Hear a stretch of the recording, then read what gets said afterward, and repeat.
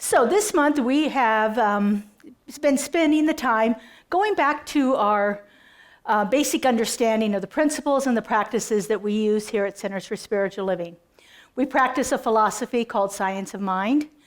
It was originated in the early 1900s, around 1920s, by our founder, Ernest Holmes, in Southern California.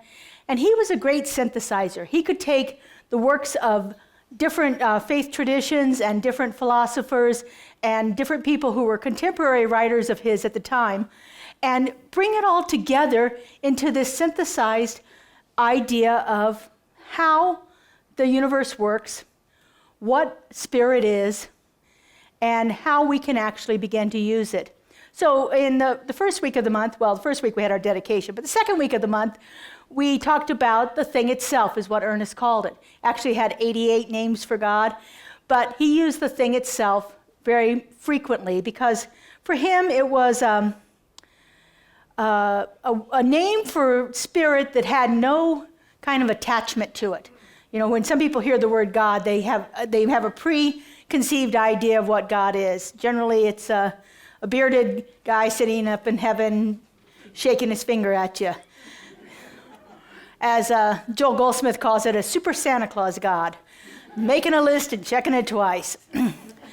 So there are all kinds of ideas about what this thing itself is. And he had these lists of what we believe statements and principles that he used to explain the thing itself and how it works in the world. So we've talked a little bit about the what we believe statements. We've used some of those. We actually heard them all on the first Sunday at our dedication.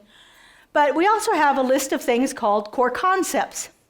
And so the core concepts talk about the nature of the universe, the nature of spirit, and how we actually can apply it in ourselves. So this is the fourth core concept. And this today speaks about what it does and how it works. In the infinite nature of God, all conceivable good is eternally available, ready to flow into human experience. Through a cosmic process, this flow of good is activated and or increased by human belief, faith, and acceptance. The expression of this essential belief, faith, and acceptance is prayer. So we're going to spend some time today talking about these ideas and really delve deeply into our form of prayer here. Ernest had two ways of describing spirit. He described it as the love and the law. And the love is the givingness of spirit, that overflow of spirit, that way that it is constantly pouring itself forth into expression. And then the law is the way it works, kind of the rules and so forth that it uses to work through it. Ernest is famous for saying it is all love, yet all law. And what he means by that is that the love actually works through the law. That the love works through it, but the love rules the law. The love is the overarching thing. Again, that's the spirit, that's that idea, the givingness, the giving nature of spirit to everything. Love is divine givingness. Law is the way it works through. Love is spontaneous. It doesn't have to be initiated. It doesn't, it's just waiting for an outlet. It is always constantly flowing through us, and it's just waiting for that receptive vessel for it to fill it up. And then the law is impersonal. Now, by that he means that the law doesn't discriminate, doesn't care. As it's written, it rains on the poor and the weak as well as the strong and the healthy, just is equally. It doesn't care who you are. It doesn't care what you've done. It doesn't care what came before this moment. The law just works impersonally. So this love, this divine givingness of spirit is always out there waiting for that vessel. I love the phrase that spirit abhors a void. So, if there is something to be filled, it is ready to rush in and fill it. All we need to do is be receptive to it and available to it and not say, well, we don't deserve this or push it away or anything else like that. we open up that channel through which Spirit flows in. Ernst goes on to say the divine mind is infinite. It is infinite and eternal. It is everlasting. And it contains all knowledge and all wisdom.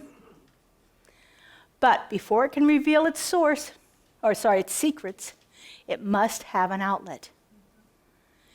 It has to have the thing that is receptive. It is constantly working. Last week I talked a little bit about quantum physics and these waves of possibility that exist continuously. Always out there existing, always looking for that place where it can collapse into form. Everything exists in all possibilities for us. It's just looking for the outlet. Now these words, he actually wrote them in capital letters, so I included them in capital letters. What we draw from it, we must draw through the channel of our own minds. In other words, we can only receive what we can actually begin to believe we can receive. It has to come through the channel that we make available for it. How do we do that? How do we actually begin to open up to the entire givingness of Spirit that is available to us at all times? Well, we've talked about this forever and ever. We do it through our practices. We do it through our time spent in contemplation and meditation. We do it through the practice of our prayer, our spiritual mind treatment, that is affirmative and uplifting and knowing the truth without any conditions. Ernest says that a unity must be established and a conscious connection must be made before we can derive the benefit which the greater mind is willing to reveal or impart to us. We have to make contact with Spirit. We have to initiate it. We have to open ourselves up to it. We have to be that receptive vessel. And we have to believe it's possible.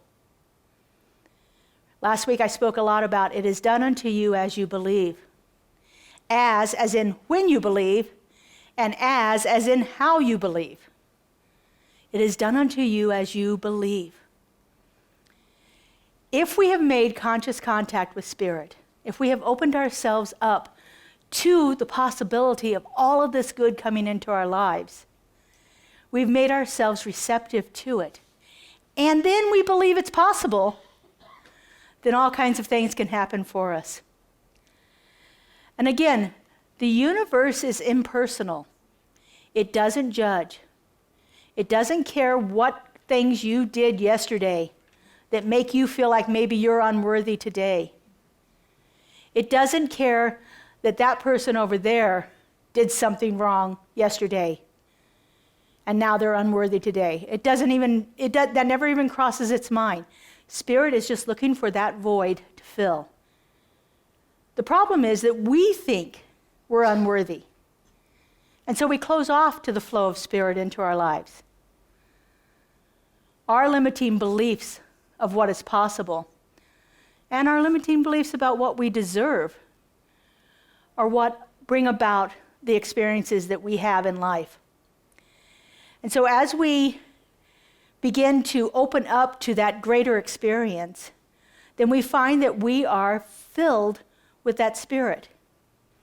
Someone mentioned something to me last week about how good I looked at that moment. And I said, right now I am content. I am content with my life. And content's not a word I use very often. Usually when people ask me how I am, it's all, I'm wonderful, because that's what I feel like. But I felt in that moment content, like everything in my life was going beautifully. I've just bought a new house. I have 2 amazing little puppies. Our center has opened into this amazing space, and I get to play. I get to have fun doing what I do. I was just putting something on Facebook yesterday, and I wrote on there, I absolutely love when I can mix my arts and crafts with my spirituality. And so when I can get to play here, and I can get to do things like walk this amazing labyrinth whenever I come in here to work, and you're welcome to come too. Come and walk it with us. We're open from 10 to 4 on Tuesday, Wednesdays, and Thursdays right now. Come and walk the labyrinth. What an amazing experience it is for this community to have this beautiful structure here, where we can actually begin to make conscious contact with Spirit, where we can begin to clear away those limiting beliefs, those ideas of lack and limitation and unworthiness that have plagued us for so long. When we can set all that stuff aside, then we actually begin to experience how Ernest describes it. We are surrounded by and immersed in a perfect life, a complete, normal, happy, sane, harmonious, and peaceful existence. But only as much of this life as we can embody will really be ours to use. We are surrounded by all of the goodness of Spirit, and it is constantly available to each and every one of us. We just have to clear away the things that are blocking it. As I said earlier, we do this in our spiritual practices. Today I want to focus on one of our most powerful practices, and that is spiritual mind treatment. For me, spiritual mind treatment is three things. There is fire. There is passion in it. It really can light you up. It lights me up, I know. There's faith. There is a deep, unshakable belief in the power of that eternal goodness always giving itself into expression. And then there's the form, the structure. And that just delights my little scientist mind. So our spiritual mind treatment has lots of different, I wouldn't call them rules, but certainly guidelines that go along with it to make it that effective treatment. Now, as I've said many times, I was a former science teacher, and so I love that whole scientific method. And what's the first thing that we do? We make a hypothesis. We make a question. I wonder how much good I could have. Now we set about proving it. By doing these principles, we follow the principles that are inherent in this belief system. And those principles set us up to experiment. And we experiment through our treatment, through finding those phrases that really set off that fire inside of us, finding that time that we spend developing our belief system that builds that faith, along with evidence that it works, which builds the faith even greater. So treatment, according to Ernest here, it's a statement in the law. Again, remember, the law doesn't judge. It is impartial, impersonal. The law just does what it does. Just like the soil, when you plant the seed in it, it doesn't care whether it's a tomato seed or a mustard seed or whatever, it's going to do what it does to the seed. It's impersonal, impartial. Treatment is active, not passive. Remember those old prayers that we might have heard in our youth that was something like, "Oh, please, God, help me"? That's passive. That's just sitting back and saying, "Oh, I don't have any responsibility here. I just turning it over to the universe and letting the universe try to fix this problem for me." We don't do that in treatment. It is very active. Not only are the words in treatment active, but what you do with it afterwards is. There's a famous saying, in fact, I was just reading on the minister's listserv about the origins of this. Treat and move your feet. You may have heard that. We treat and move our feet. They believe the origins of it came from the Quakers, who would say, pray and then take action. You can't just sit around. You've got to actually do what you're called to do. Once you've admitted spoken the prayer out loud, then you have to take action on what you're called to do. And you will be called to do actions. A lot of those actions are releasing or surrendering or letting go. And sometimes that can be really tough for us. And the third thing about treatment here is we never hope in treatment. We know. Hope is good. If you don't have hope, if you are in despair and you don't have hope, it is good to have hope. This is what Ernest says about hope. Hope is good. It's better than despair. But it is a subtle illusion, and it is an unconscious compromise. It has no part in effective mental treatment. We know. And if you're trying to find something that you can't know yet, break it down into little parts and begin to know the little bit that you can know right now. As I used an example last week about treating for finances. I couldn't know that I had $1 million in the bank, but I could know that I paid my bills on time. I broke it down into little sections that I could believe in incremental ways until my faith was built where I could believe more. So spiritual mind treatment has 5 stages. This is the form. In the first stage is, we call it recognition. The first stage is all about the thing itself. Whatever name you use for God, doesn't matter. Whatever way you identify it, doesn't matter. But what you want is something that moves you inside. Something that begins to build that sense of the magnificence and the omniscience and the mighty of spirit. That first core concept, we believe in God, the living Spirit Almighty, one indestructible, absolute, self-existent cause. We believe in something that is incredibly giving, that is always available, and that is all-powerful, all-knowing, always present. And so that first stage of recognition, we build a big God. We build it up in our consciousness. We build it up till we feel it inside of our bodies. Some people use lots of flowery language, like God is as vast as all the stars in the sky, or the grains of sand on the beach. God is more numerous than all the leaves on the trees. Some people say it very plainly. God is absolute abundance. Both say the same thing. But what feels better for you? There's no right or wrong, but it's what resonates inside of you.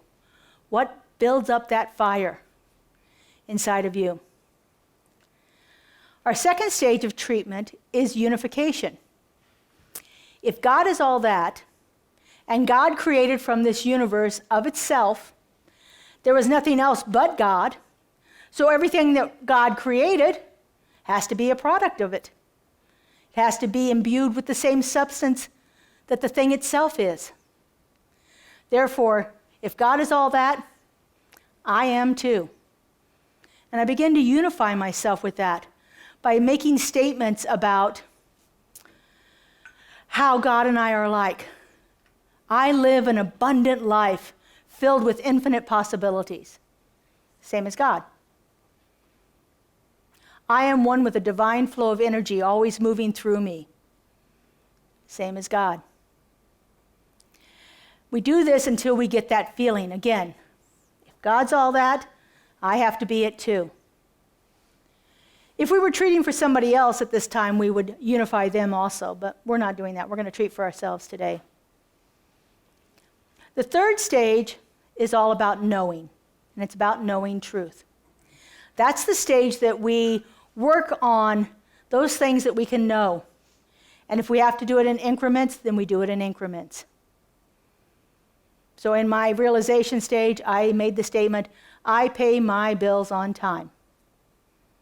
I know I have money left over. Those were little incremental stages that I could do. Notice that it is an affirmation. It is first person. I'm using I and me and my. There are powerful declarative words in there that are absolute. There's no different. There's no, well, maybe sometimes I do it, maybe sometimes I don't do it. It's absolute at that moment. And it's clear.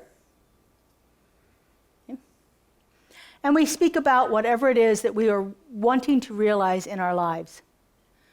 If you're working on health, then you would speak about how your body is functioning perfectly, that each cell is in harmonious union with every other cell, that there is a flow and an energy of life that is moving through your body constantly. If you're talking about relationships, I know that everyone I greet in my experience is the face of the divine. And it is God seeing God at every moment in my experience. If you're talking about a new job, what is it that you want to have in that new job? I know I have a job that fulfills me creatively, that meets all of my needs, that is perfect for me at this time in my life. Powerful affirmations, powerful statements of truth, but they need to be what you can believe. It can be helpful to stretch it a little bit, because we always leave room for this and something better in our experience. But if you get it too far, then you can't, well, my BS button gets pushed if I go too far with it. If I am saying something that I can't believe, there's just no way. And if I feel it inside, it's an internal button. I had it installed a long time ago. Unfortunately, there's no recall on it. And then once we've done all of that, as Meister Eckhart said, the best prayer that you could ever give is one of thanksgiving. We just give thanks. We don't give thanks for a whole laundry list of everything, but we give thanks for the feeling that is moving through us. We give thanks for the knowing that we have that Spirit is operating in our lives right now. We give gratitude out that this is already done. And the last stage we call release. That's that surrender part. If all of this is true, if Spirit is as magnificent as you've described, if you are one with Spirit, and if everything that you've said in that realization is true, what is left for you to do? Let it go. Generally, we say we release it into the law, because the law is always doing what the law does. And the law is impartial, and it's going to take effect. And we close our prayers generally with the phrase, "and so it is," which is just an affirmation of our belief in this is done, and we're going to let it go. You ready to play a little bit? Yeah. All right. So what I'd like you to do is to bring a condition to mind right now. Something that you're experiencing. Doesn't have to be big. Maybe you have an appointment to get to and you're not sure you're going to make it on time. Maybe you have a cold right now and you want to feel better tomorrow. Maybe you want looking for that new job or a new relationship or financial abundance. Whatever that thing is, just bring it to mind.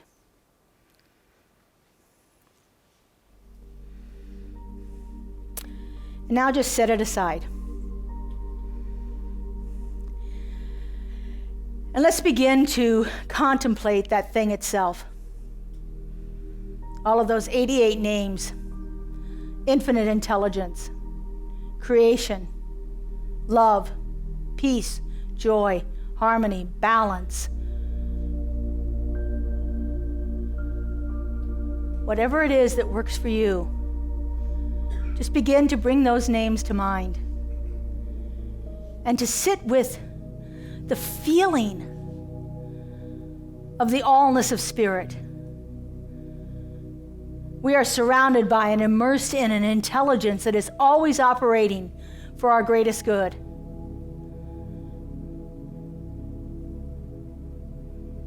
How big is your God? How big is Spirit to you?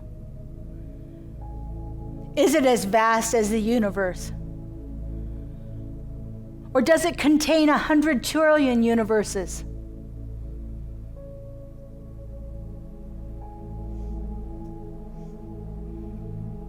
How big can you make that feeling?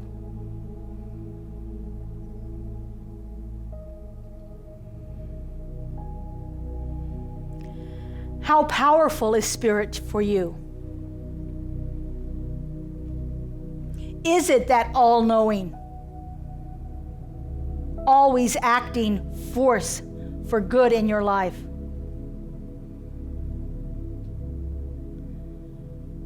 Is it on the job now, making this happen for you? What is your feeling around the power and the magnificence of this thing itself?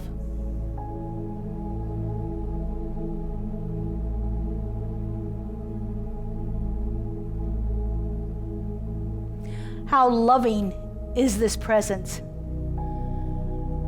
Do you feel it surrounding you and swaddling you, moving past the barriers of your body, flowing through you, creating that entwined, dynamic force of good?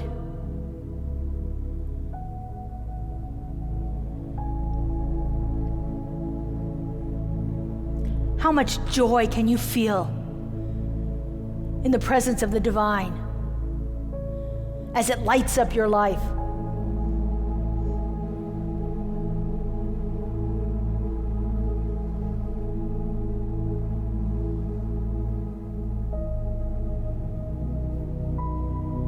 And now, remembering that Spirit created from its own essence and its own energy, and everything was created from that same matter and material.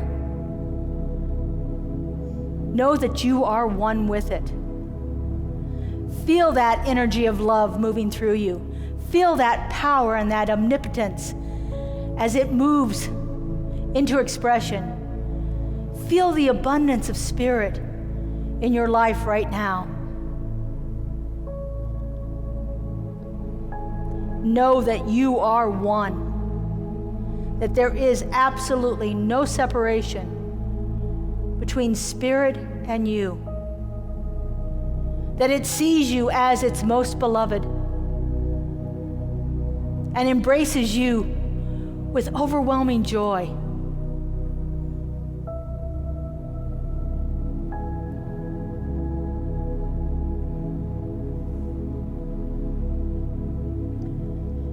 And now let's turn right back to that condition and find those truths that you are willing to experience around that situation.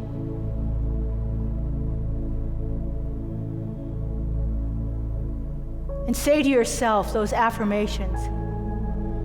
I am willing to experience freedom from whatever that thing is. I am willing to experience greater connection with others. I know that I am infinite and abundant right here and right now. And I know that all of the perfect opportunities exist in my experience.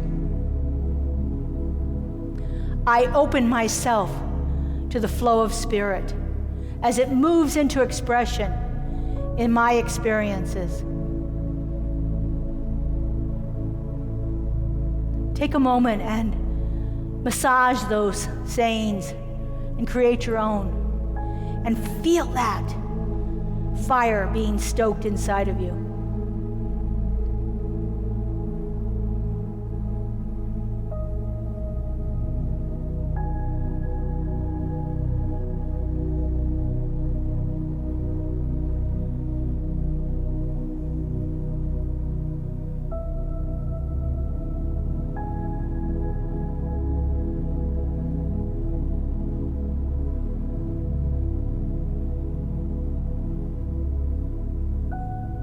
And now we just give thanks. I am grateful to know the action and the activity of the divine is happening in my experience now. It is with overwhelming gratitude and thanksgiving that I embrace all that is available to me.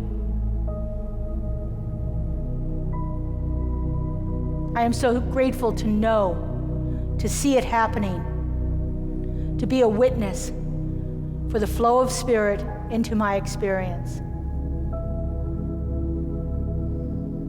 What are those statements of thanksgiving that move you?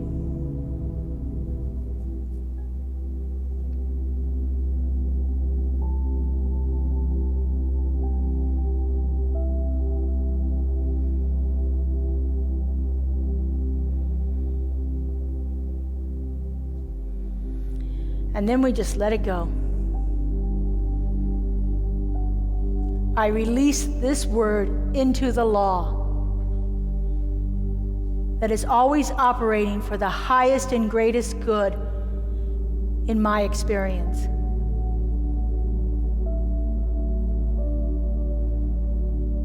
I let it go, and I let it be, and together we say, and so it is. You just did a spiritual mind treatment. Power inside of you, the fire inside of you, the faith that is back of it will bring about a change in any condition in your life. It might not always be the change you want, but it will shift. Our task is always to clear away those things that block us from our good, because our good is continuously available to us. We just have to open up to it and remove those things, those ideas, those limiting beliefs that have stopped us from experiencing it before.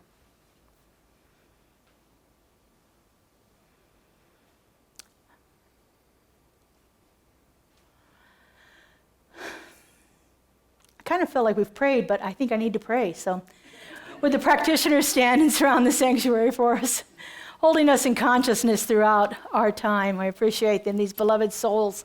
Spend 4 years learning this form of treatment. 4 years building their consciousness. 4 years lighting that fire inside of them. And we are blessed. So if you would, just turn within. I like to close my eyes. Take in a nice deep breath. And so right here and right now, I know that there is only one power, one presence, one divine creative source of all. That one goes by many names and shows up in many incarnations, but I simply know it as that creative love intelligence. That guiding and directing force that has brought forth everything into existence. The isness, the allness, the fullness of all life, of all creation, of everything that has ever been and everything that is yet to be. All a perfect emanation of that one. And because there's only one, I know that I am one with it. I know that all that Spirit is resides right at the heart of my being. That I am that infinite loving intelligence, that it is moving itself into expression in my experience right here and right now. And as I know this is true for me, I know this is true for everyone. For each one of us is that perfect emanation of that divine, creative, loving intelligence that wants only to express itself through each and every one of us. And so knowing this truth, I speak my word. I know that right here and right now, each one of us is a channel, a vessel for the impress of Spirit, that it is flowing itself into expression in all areas of our lives. No matter what the condition is, it is available for us to use it to bring about a change. And as we begin to understand that and embody that and embrace that and be willing to release those things that no longer serve us, we see the demonstration of Spirit in our lives. We see the movement and the flow and the ecstasy and the joy that is available to us at all times. And how good it is to know this, how good it is to feel it and see it in action in this community right here and right now. And so I just simply release this word into that law, to that creative love intelligence that knows no limits, that never says no, that is always unfolding itself for the highest and greatest good of all. I let it go and I let it be, and together we say, and so it is.